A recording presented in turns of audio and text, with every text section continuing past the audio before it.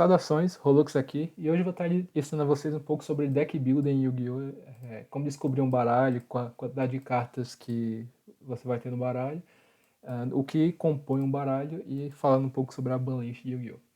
Mas começando aqui como descobrindo um baralho, como eu descubro com que eu vou jogar em Yu-Gi-Oh! Você pode ter diversas formas de descobrir coisas assim, você pode ter assistido o anime e ter gostado de alguma carta que você viu, por exemplo, Mago Negro, Yu-Gi-Oh! Com letras maiúsculas, por que não?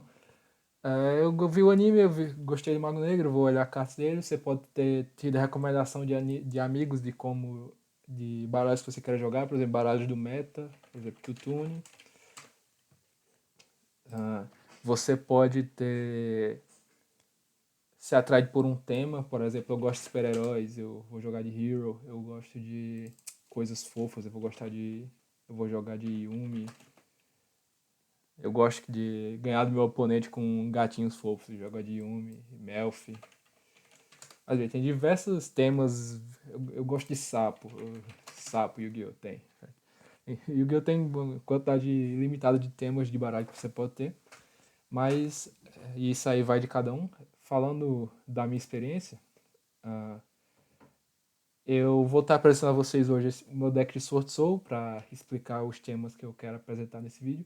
E eu descobri esse deck porque eu olhei essa carta aqui, o Sword Soul Supreme, e eu achei ela muito da hora. Aí eu fui olhar o deck e aprendi a jogar com ele.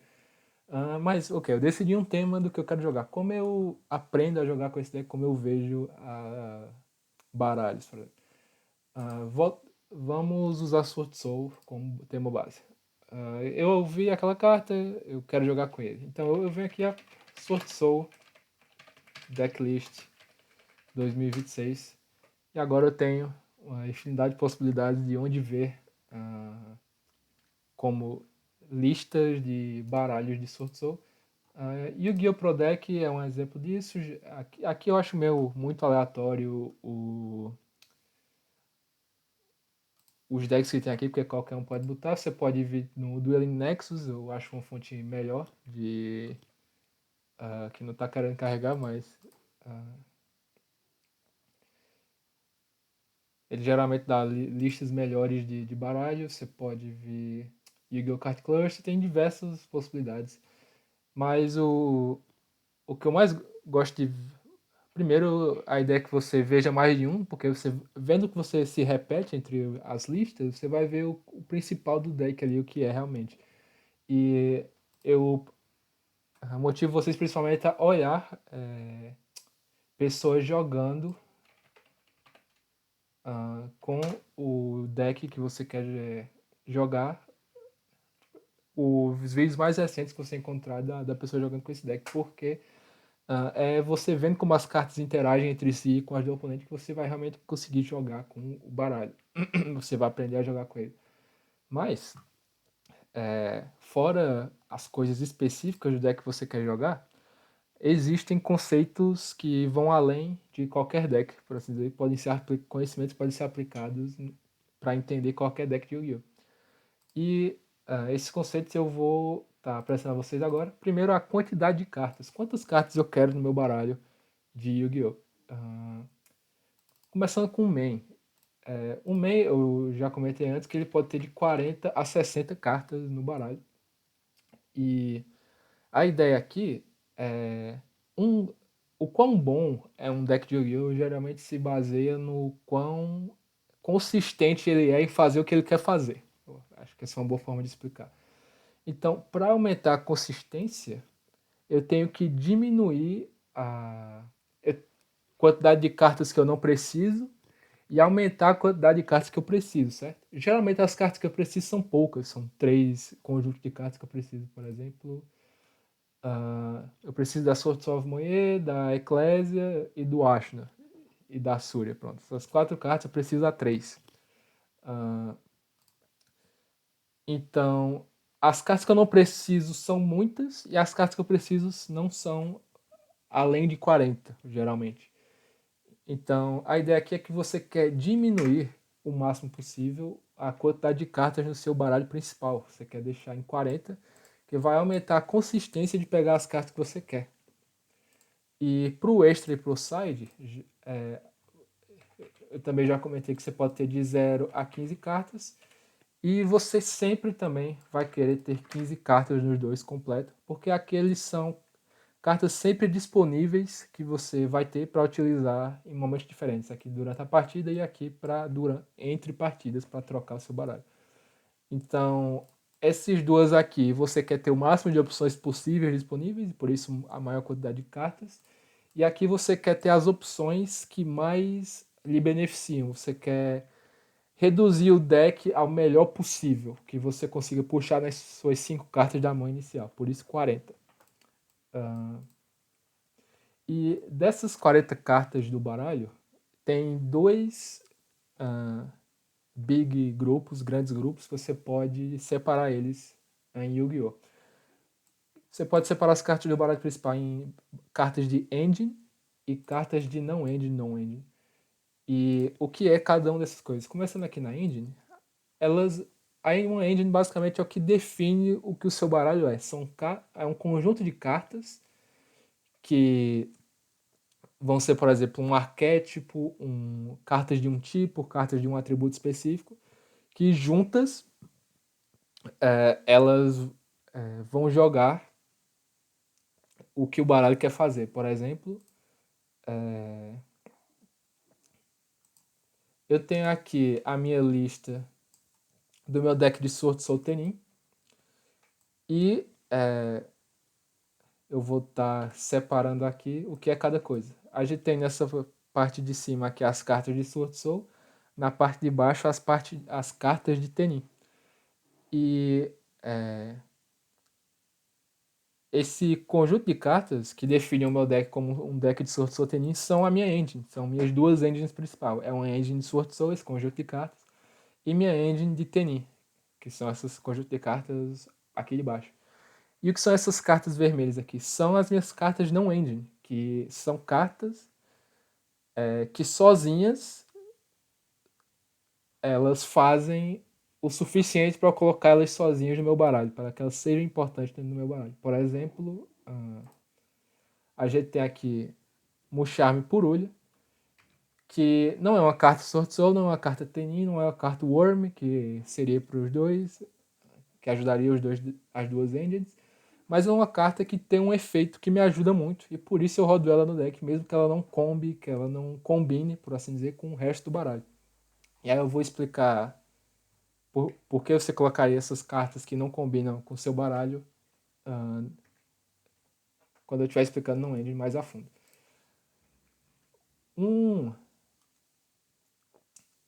Outra forma de explicar cartas de engine são cartas que vão combar entre si, ou seja, elas vão gerar um resultado combinando elas entre si. Um jeito interessante de explicar um combo em Yu-Gi-Oh! É esse pequeno, esse simples tela aqui, em que nós temos starters, que são cartas que vão iniciar o nosso combo. E a partir desse starter, eu entro nessa grande bola aqui, que é o combo, em que vai ser outra sequência de cartas que vão a cada passo aumentando o que eu estou fazendo, até que no final do combo eu vou ter um endboard, um board final de cartas, que é o que eu queria fazer nesse baralho, que é o meu objetivo final desse combo. E o que constitui uma engine, portanto, combos em Yu-Gi-Oh! A gente tem starters, que como eu comentei, são cartas que iniciam seu combo. Searchers, ou buscadores, que são cartas que buscam outras cartas. Geralmente você vai buscar um starter. Extenders, que são cartas que vão estender ou continuar o seu combo além do limite, por assim dizer.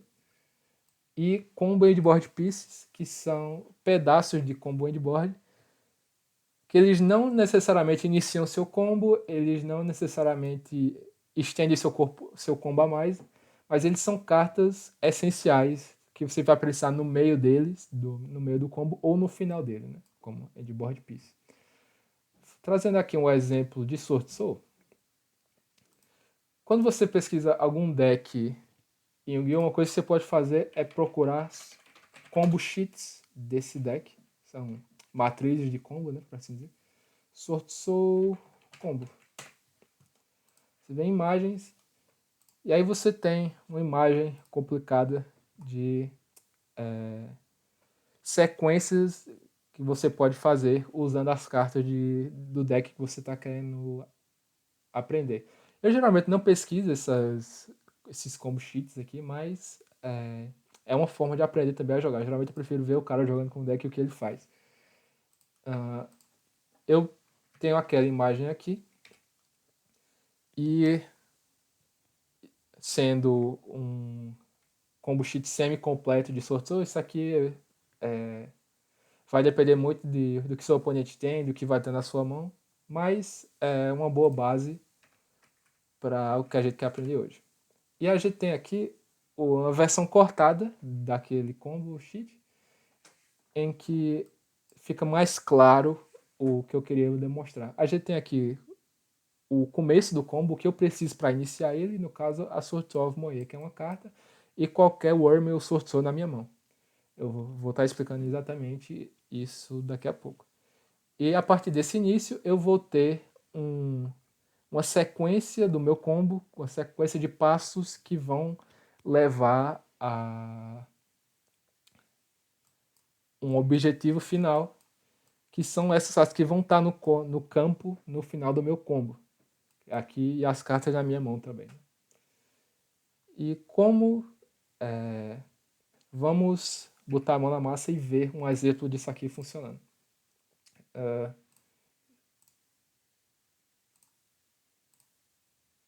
Vamos lá.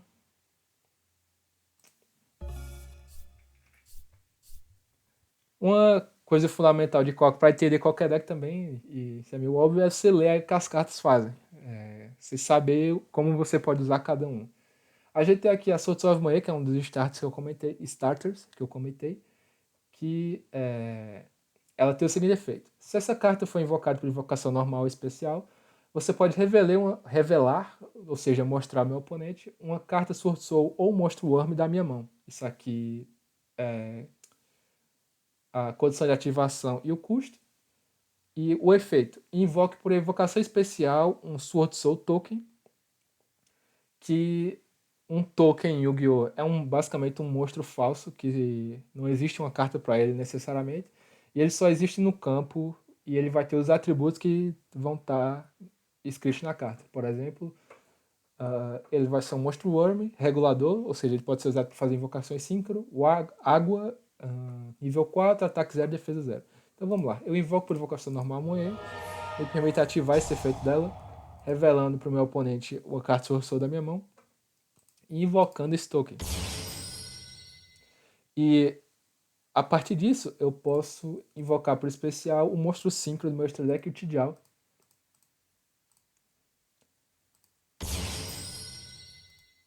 E que tem o seguinte texto. Se essa carta for invocada pela invocação síncro, condição de ativação, eu posso adicionar para minha mão ou banir uma carta sorteio do meu deck. E isso aqui é um efeito de buscador, basicamente, vai buscar uma carta, né? E ele tem um efeito rápido que eu posso banir uma carta Sword Soul ou Monstro Worm da minha mão ou cemitério e selecionar um monstro de efeito do meu oponente, custo, nega os efeitos daquele monstro até o final do turno. Ou seja, ele seleciona um monstro do oponente e vai negar o efeito dele. E isso é algo que eu quero ter para o turno do meu oponente. Eu quero ter isso no campo para atrapalhar o meu oponente de jogar na vez dele. Então, o Tidial não só é um extender, por causa do primeiro efeito dele, como ele é um endboard piece. Ele é algo que eu quero deixar no meu campo no final. Então a gente tem aqui o Tidial, que ele vai buscar a carta que vai continuar o meu combo, o meu extender adicional. Basicamente o que eu fiz aqui foi essa seção de baixo aqui. Né? E aí, a partir da carta que eu busquei, eu vou fazer outra coisa que vai continuar meu combo até o final. Falando agora da minha engine de Tenin, eu tenho aqui o Ashna da minha mão, que tem o seguinte efeito. Se eu não controlo nenhum monstro de efeito, condição de ativação, eu posso invocar essa carta por invocação especial da minha mão. Eu vou estar ativando isso agora. Como eu não controlo nenhum monstro de efeito, eu posso invocar ele da minha mão. E ele tem um segundo efeito. Se eu controlo um monstro que não é de efeito, condição de ativação, eu posso banir essa carta da minha mão ao cemitério, custo. Invoque por evocação especial um monstro Tenin do deck, exceto ele mesmo. Então você não pode invocar por evocação especial pelo resto do turno, exceto monstros Worm. Isso aqui é chamado Yu-Gi-Oh! De Lock, né? Lock, ou trava, que é quando uma carta te proíbe de jogar com outras cartas fora do arquétipo, do tipo, do atributo dela. Aqui está limitando ao tipo Worm. Você só pode usar cada efeito de Tenin Ashna uma vez por turno. Então, como é que Tenin joga? Eles se invocam da mão todos quando eu não tenho monstro de efeito no campo, e eles têm um efeito no cemitério na mão quando eu tenho controlo um monstro normal. Né? E Tenin tem um Link 1, que é um monstro normal que eu posso invocar com qualquer Tenin. E agora, com esse carta no campo, eu posso ativar do cemitério o efeito do meu Ashna para invocar outro. Como também eu posso ativar o da minha mão para invocar ele, porque eu não controlo nenhum monstro de efeito.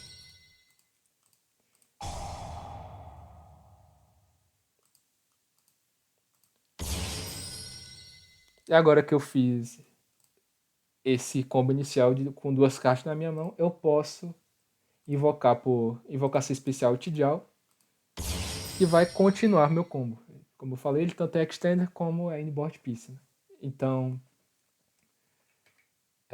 eu estou mostrando isso aqui para mostrar a sinergia dos meus das minhas duas engines. Né? Que o que vai determinar quantas engines você vai ter no seu deck é o quão forte cada engine é e o quanto elas se ajudam. Né? Tanto o Tenin quanto o Sword Soul basicamente são cartas Worm, são cartas que querem fazer Synchros nível 8, como o Tidjal. Então, são arquétipos que se complementam, se ajudam muito bem. Por isso eu uso os dois no meu deck. E um deck pode ser formado só de uma engine, como por exemplo, eu tenho um deck aqui de Synchron, que é basicamente cartas de Synchron. Então eu tenho apenas um engine no deck, como ele também pode ser formado de 3 ou mais engines. Vai depender do quão você quer otimizar o seu deck. Né? E você vai determinar isso com teste, com jogando contra outros baralhos, esse tipo de coisa. Mas bem, eu já comentei bastante do que é uma engine e dos seus elementos, que são starters, cartas que iniciam combo, searchers, cartas que buscam outras cartas, extenders, cartas que vão estender seu combo, e cartas que vão estar no final do seu combo. Geralmente você vai querer rodar cada starter a 3 cópias, cada searcher a 3 cópias, cada extender depende do quão fácil é você utilizar ele. Se o campo precisa estar num estado determinado para você usar ele, você roda um. Se qualquer estado do campo você consegue utilizar ele, você roda 3. Ou se é um estado que você consegue gerar facilmente. Né? E geralmente isso aqui você vai usar uma cópia, porque são cartas que não vão te ajudar a gerar o seu resultado final. Elas são cartas que estão no seu resultado final. Então, por exemplo, essa trepa aqui de Sword Soul é uma carta que eu quero buscar com meu Tidjal no meio do meu combo. Por quê? Se eu começar só com ela, eu não vou ter o Tidjal, mas se eu começar fazendo o Tidjal, eu vou ter o Tidjal e ela. Então, eu quero diminuir a chance de eu começar com isso aqui, porque eu consigo buscar ela com o Tidjal, e eu quero aumentar a chance de eu conseguir fazer essa carta. Então, eu vou encher meu deck de Moe, vou encher meu deck de de outras cartas do Taia que vão me permitir chegar ao resultado final do meu baralho. E agora, falando de não ending, que, como eu comentei antes, são essas cartas. Onde é que elas vão estar? Aqui. Essas cartas marcadas em vermelho aqui. Essa separação de ending e não ending foi escolha minha, tá? Só para visualização, você não precisa organizar seu deck assim. Você pode botar não ending embaixo, no meio. Você pode organizar por nível dos monstros. Mas eu gosto de organizar assim meu baralho. A gente tem aqui, como eu comentei antes, não ending são cartas que sozinhas fazem algo que vai lhe ajudar a ganhar o jogo ou atrapalhar o seu oponente. E elas são separadas basicamente em dois tipos, que são hand traps e board breakers. Hand traps são cartas não necessariamente armadilhas, tá? Geralmente elas são até monstros, que eu consigo ativar da minha mão no turno do oponente para atrapalhar ele de jogar. Por exemplo, a gente tem aqui a Ghost Ogre, que tem o seguinte efeito. Quando um monstro no campo ativa seu efeito, ou quando uma carta magia armadilha que já estiver de face para cima ativa um efeito rápido. Você pode enviar essa carta da sua mão ao campo para o cemitério, destrua aquela carta no campo, ou seja, a carta que ativa um efeito. Você só pode usar esse efeito de Ghost Ogre uma vez por turno. Então, vamos lá. A gente tem... deixa eu mudar aqui. Ok? A gente tem aqui a mulher, que eu dou a invocação normal dela e o efeito, revelando da minha mão o strategy, que é o custo. E agora o meu oponente, não é o turno dele, mas ele tem a possibilidade de ativar essa carta da mão dele para me atrapalhar e destruir minha moeda. Né? E agora, com a interrupção dele, eu não tenho como continuar jogando.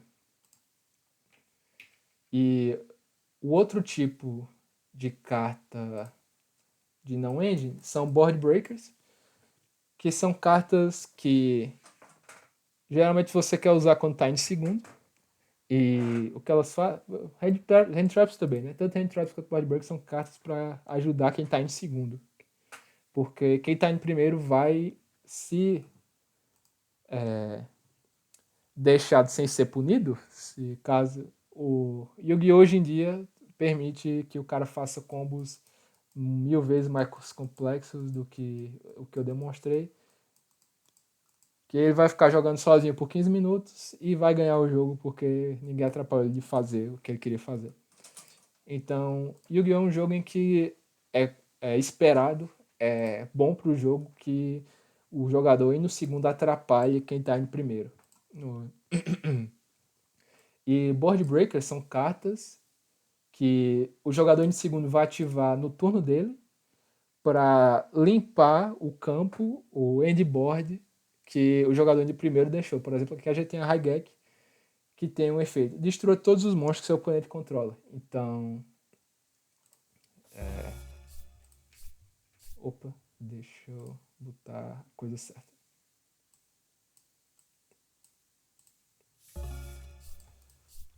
Eu tô indo primeiro. Eu dou Normoção Moe, que é meu start do combo. Eu vou combar. Vou invocar o Tidjal. E vou parar por aqui para fins de demonstração. E suponhamos que o Tidjal é meu endboard, é o que eu vou ter no final do meu campo. E agora o meu oponente tem a Raigeki, que é esse board breaker, que vai limpar o que eu fiz para que ele consiga começar as plays dele sem eu ter algo atrapalhando. Geralmente, como deu para demonstrar, board breakers têm efeitos muito mais destrutivos do que hand traps.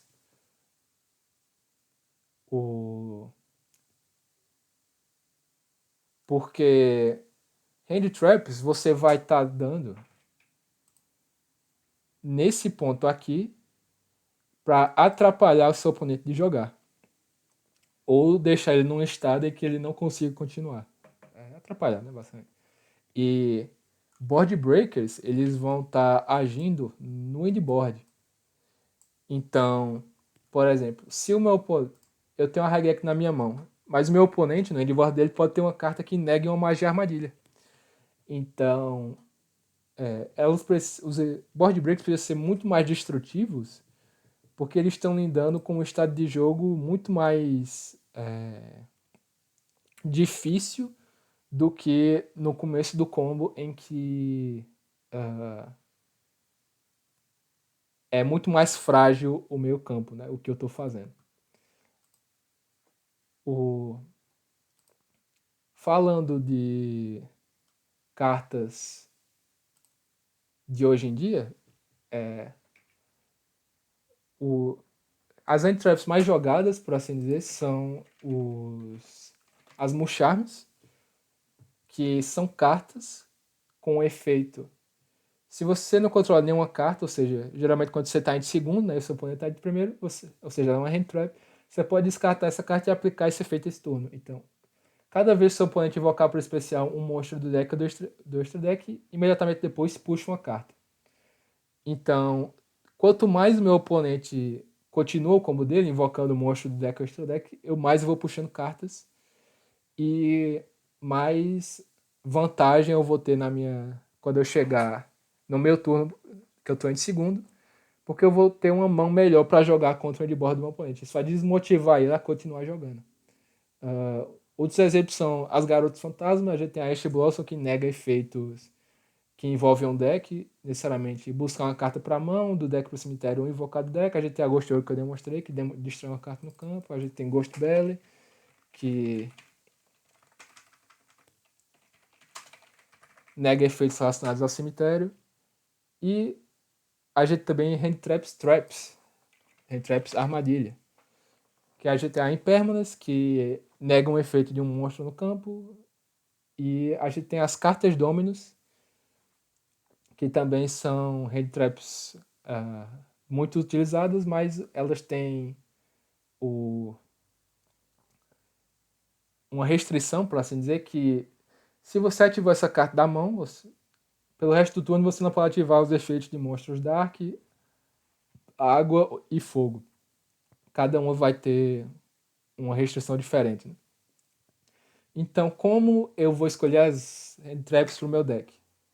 Você vai pegar as que são mais fortes e que menos te atrapalham. Por exemplo, um deck que tem monstro de terra não vai querer usar uma Dominus Spark porque ela te proíbe usar efeito de monstro de terra. E a mesma coisa para Board Breakers. Você vai pegar o quão mais forte eles são e quanto menos eles atrapalham o seu baralho ou a construção do seu baralho. Por exemplo, a gente tem a Super Polymerização, que é uma da Board Breakers mais utilizada hoje em dia, que tem o efeito: descarta uma carta, custo, e o efeito: invoca provocação fusão monstro do extra deck usando monstros de qualquer lado do campo como material de fusão. Nenhum dos jogadores pode ativar cartas ou efeitos em resposta à ativação dessa carta. Então, é uma magia que você ativa, o seu oponente não vai poder questionar, responder ela. E você vai usar os monstros do oponente como material para fazer uma fusão sua. Só que, para usar ela, você tem que ter cartas de fusão no seu extra deck. E cartas de fusão que seja fácil de você utilizar cartas do oponente. Por exemplo, o Mudragon, que é um monstro fusão que só precisa de dois monstros com o mesmo atributo, mas tipos diferentes. Que para qualquer deck que não seja monotipo, né, que só joga um tipo de carta, é muito fácil você ter dois monstros com essas características, ou seja, é uma carta fácil de você dar uma super polo no oponente para fazer ele. Só que você tem que ter espaço no seu extra deck para deixar o Mudragon para rodar uma super polimerização. Então, geralmente você vai usar ele em deck de fusão. Outro tipo de outra carta board break, que é a Lightning Storm, que se você não controla nenhuma carta virada para cima, ativa um desses efeitos, destrua todos os monstros que seu oponente controla, ou destrua todas as magias e armadilhas que seu oponente controla. Ela vai tentar. Geralmente você vai usar ela para a magia e armadilha para limpar o back row do oponente. A gente tem Dark Roll No More, que nega os efeitos de todos os monstros para cima do seu oponente e seu oponente não pode responder a ela com efeito de monstro. Então, se o seu oponente só tem monstros, não tem magias armadilhas, é uma ótima carta para você deixar no seu deck, para você ir no segundo. E não ending também vai dar para notar que vai depender muito do que o seu oponente está jogando contra você. Se o seu oponente está jogando um deck que tem um combo frágil, você, por exemplo, vai querer jogar com Ghost Ogre para parar ele no meio. Se o seu oponente está jogando com um deck que ele comba muito fácil, mas o endboard não é tão forte, você vai querer jogar com board breakers. E você só sabe quando que tipo de deck o oponente está jogando a partir da segunda ou terceira partida da match, né? Que são 3 partidas. Então, uma parte essencial do seu side deck, que são as cartas que você vai trocar no meio de partidas, é você ter uma boa variação de hand traps e handboards para você adaptar o seu deck ao que o seu oponente está jogando. Por exemplo, a gente tem aqui a Foalos, que como eu disse, você puxa uma carta que toda vez seu oponente invoca do deck ou extra deck, e a gente tem a Purulha, que você puxa uma carta toda vez que seu oponente invoca da mão. Então, se seu oponente invoca mais da mão, você vai usar uma Purulha. Se seu oponente invoca mais do extra deck, você vai usar a Foalos. E uma última coisa, comentando sobre composição de deck, pode ter notado que tem cartas aqui que estão a 1. Tem essa marcação de 1 em cima da carta aqui. Tem a Called by the Grave, tem a Harp's Feather Duster, tem os bestiários aqui que são Hand Traps. E o que são essas cartas a 1? Em Yu-Gi-Oh! A gente tem algo chamado Ban List, que são cartas proibidas pela empresa do jogo de elas limitadas o número de cópias daquela carta que você pode ter no seu baralho. Então a gente pode ver aqui Yu-Gi-Oh! Banlist 2026. A gente tem aqui o site inicial, o oficial, que diz a cartas proibidas ou forbidden, que são cartas que você não pode ter de forma alguma no seu baralho. A gente tem cartas limitadas que você pode ter a 1 no seu baralho. É o caso da Called by the Grave aqui. A gente tem cartas semi-limitadas que você pode ter a 2. E qualquer carta que não está na lista você pode rodar 3 no baralho. Tanto no deck, extra deck, side deck. E eu não gosto muito dessa visualização do site oficial. Então eu deixo recomendado aqui a Yu-Gi-Oh! Banlist do Yu-Gi-Oh! Pro Deck, que ele dá, assim que ele carregar, ele dá as imagens das cartas proibidas e limitadas ou semi-limitadas, né? Geralmente semi-limitadas são poucas cartas, limitadas são mais e banidas são mais ainda. E uma carta tá aqui pode ser por diversos motivos, né? Ela pode ser muito roubada, ela pode ser esquisita demais. Só sabe que a lista existe e que, por exemplo, o Yu-Gi-Oh! Pro ele já tem aqui a lista atualizada da banlist e você consegue saber quantas cópias dessa carta você pode ter ou não do seu baralho. E é isso.